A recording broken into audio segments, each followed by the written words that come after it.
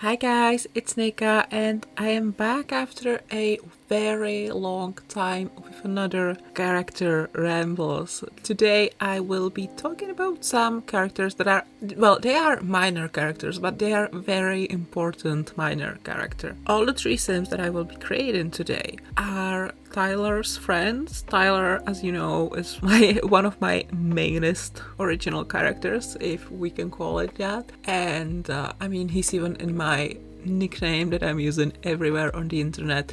So it's a huge deal to create his friends, I would say. It's very important for me to introduce them to all of you. They play a very huge role in his life, I would say. And I prepared the script. The script is actually quite long and I'm a little worried that I will not be able to say everything. So yeah, if you catch me rushing it towards the end, yes, I am rushing. Anyway, let's get into it. So I first made these three sims actually 5 years ago in The Sims 3.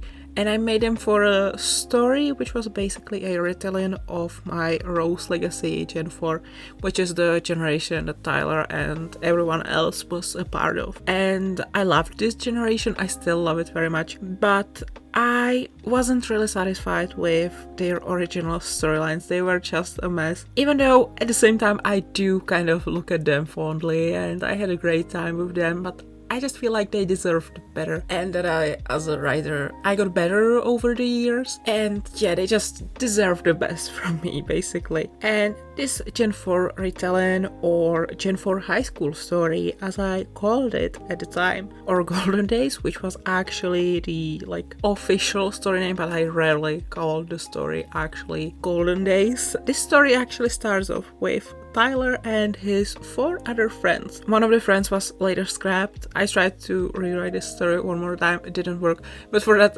next version of this story, I scrapped one of the friends. She doesn't exist anymore, and so I'm not even recreating her in The Sims 4 now.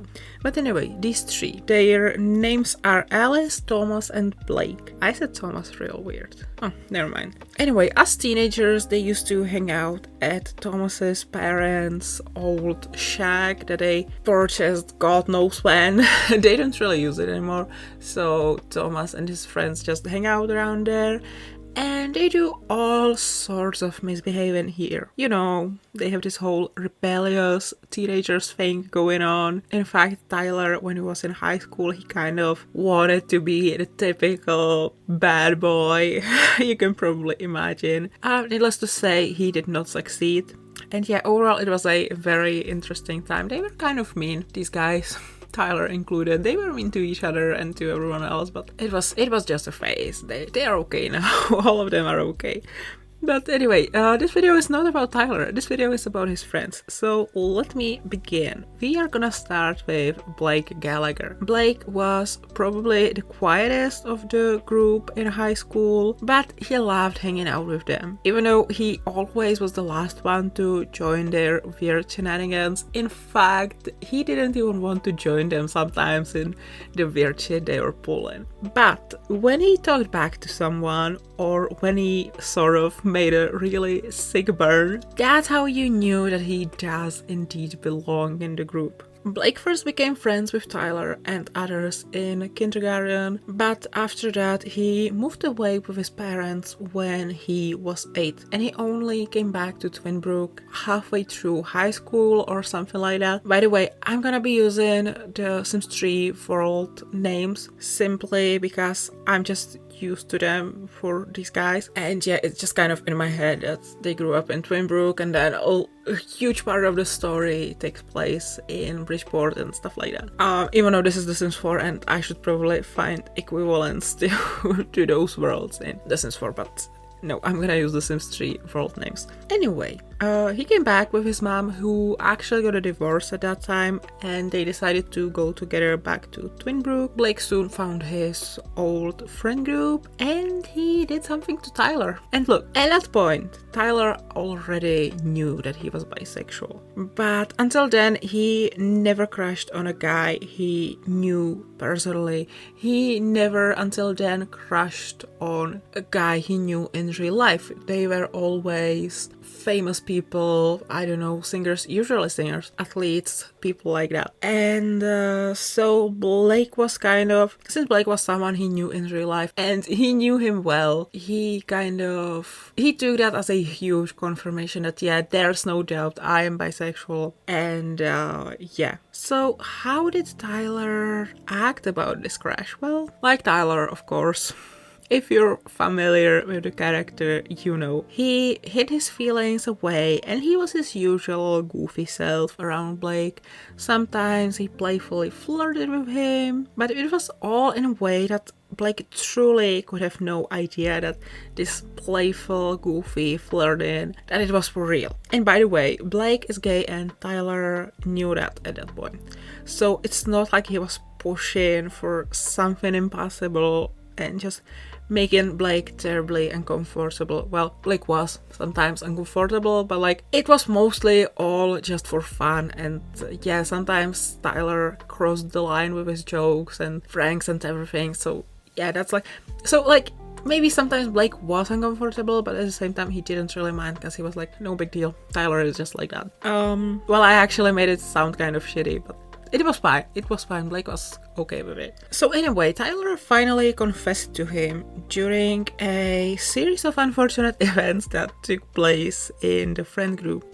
This whole thing, it was mostly Tyler's fault. He was a weird mess in high school. And after this, he actually learned that Blake already had a secret boyfriend who was living in Bridgeport at the time. And don't worry, we are going to meet the boyfriend very, very soon. Not in today's video though. The next friend I want to introduce, I already feel like I'm running out of time.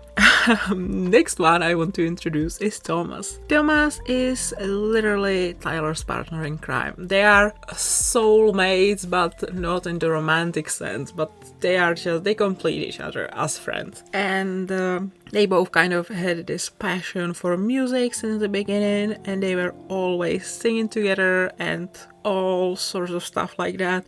In elementary school, they were both in the school choir and they loved it regardless of what Tyler might claim now. He looks back at it fondly too, but he doesn't say that out loud, but he loved it too. And when they were a bit older, Thomas actually helped Tyler with his first music. Tyler was determined to start a band with Thomas, but that just wasn't something that interested Thomas too much. He didn't really want to be a musician, someone who's on the stage. He much more preferred and loved finalizing the stuff they were working on and meddling with the computer side of things and everything, stuff like that. And you can probably tell that I'm not too familiar with the terms that are used in this area. But yeah, that's kind of what Thomas does. Into his adulthood too, he turned this hobby into his job, sort of. And since I'm running out of time, last but not least, we need to talk about Alice.